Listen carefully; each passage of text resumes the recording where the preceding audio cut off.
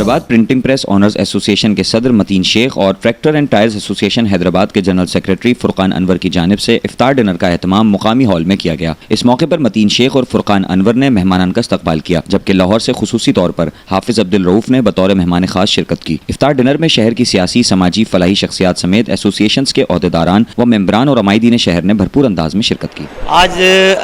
رمضان میں ہماری جماعت کی طرف سے ہر سال ہی یہ پروگرامز ہوتے ہیں، تو ہر سال کی طرح اس سال بھی ہم نے اس پروگرام کو سیلیبریٹ کیا ہے۔ یہ پروگرام اس لیے کیا جاتا ہے کہ اجتماعی طور پہ سب لوگ درس و تدریس کا ماحول بھی مہیا کیا جا سکے اور افطار کا پروگرام بھی سب لوگ افطار ڈنر کر سکیں اور سب لوگ جمع ہو کر اس قسم کا ماحول بنائیں کہ دینی باتوں کا ایک دوسرے کے ساتھ تبادلہ ہو سکے۔ آج میں حیدرآباد میں اس افطار ڈنر میں حاضر ہوا ہوں۔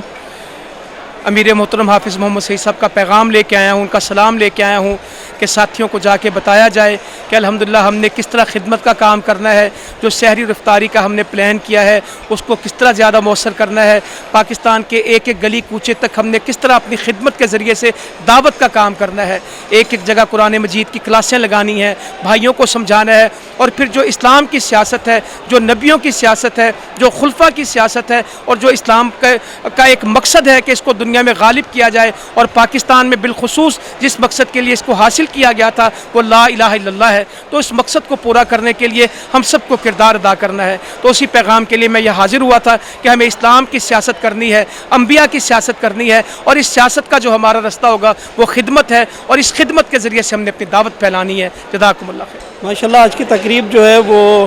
خدمت انسانیت کے تحت رکھی گئی تھی، جس کے اندر سوشل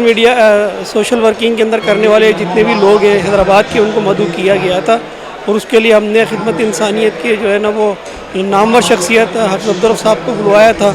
تو انہوں نے ہمیں ہمارے جذبات کو ابھارا ہے اور یہی بتایا ہے کہ خدمت انسانیت کا اصل مقصد کیا ہے۔ انشاءاللہ تعالیٰ ہم نئے جذبے کے ساتھ جو ہے وہ اس فیلڈ کے اندر کام کریں گے۔